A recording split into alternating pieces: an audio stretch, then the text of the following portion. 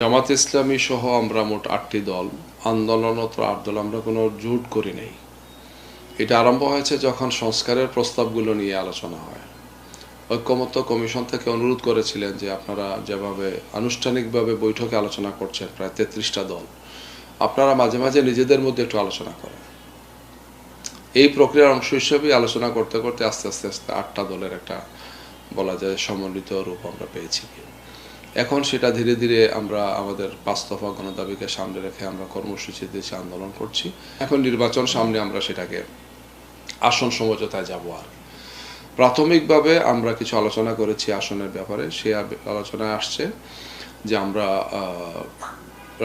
যে ৮টা দল আছি, যেখানে যে দলের অবস্থাটা ভালো, তার দলীয় অবস্থানটা ভালো, পরিবেশটা অনুকূলে আছে, সংগঠনটা সেখানে অনুকূল আছে, বা নির্বাচনে বিজয়ী হওয়ার মতো অবস্থা আছে, তাহলে সেই দলকে সেখানে দেওয়া হবে। অন্যরা এখানে আর কোনো নমিনেশন দেবে না। অর্থাৎ একজন একটা আসনেই থাকবেন ৮ দলের পক্ষ থেকে। এর সাথে যেটা হবে যে শীর্ষ নেতৃবৃন্দ যারা আছেন, সব দলের অবস্থা তো সমান নয়, তো এরপরেও যেহেতু আমাদের সাথে তারা আছেন, শীর্ষ নেতৃবৃন্দের ব্যাপারে একটা আলাদা সুযোগ থাকবে আর কি। তো এই দুটো নীতির ভিত্তিতে আমরা কাজ করছি। সপ্তাহ ১০ দিনের মধ্যেই আসন সমঝোতার বিষয়টি আমরা সারফেসে নিয়ে আসবো। প্রেসের মাধ্যমে আপনারা জানতে পারবেন, আপনাদেরকে জানানো হবে আর কি, ইনশাআল্লাহ। এই শীর্ষ নেতৃবৃন্দ বলতে কি স্থানীয় লেভেলের, জেলা লেভেলের হবে নাকি কেন্দ্রীয়? না, এটা বেসিক্যালি থাকবে ৮ দলের মূল যারা শীর্ষ নেতৃবৃন্দ, জাতীয় পর্যায়ে যারা আছে। তবে স্থানীয় পর্যায়ে যাদের জনপ্রিয়তা আছে, যাদেরকে দেওয়ার সুযোগ আছে, এটা আলোচনায় আসবে আর কি।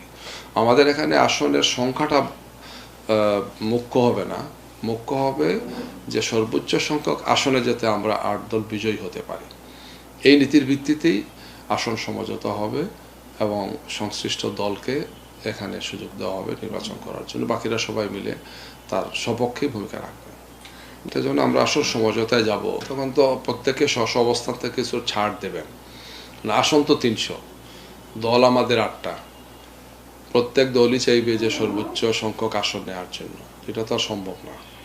৮ দলের এই জন্য স্বাভাবিক শীর্ষ নেতৃবৃন্দ থাকতে পারেন কেউ কেউ, বা জেলা মহানগর পর্যায়ের বা কেন্দ্রীয় পর্যায়ে আরও যারা আছেন, এমন যাদেরকে স্যাক্রিফাইস করতে হবে, স্বাভাবিকভাবে তাদেরকে পরবর্তীতে যদি আল্লাহ আমাদেরকে সুযোগ দেন সরকার গঠন করার, জনগণের সমর্থন আমরা পাই, তাহলে অবশ্যই সেখানে তাকে মূল্যায়ন করা হবে। এই সমস্ত বিষয়গুলো আমাদের মধ্যে একটা আন্ডারস্ট্যান্ডিং আছে।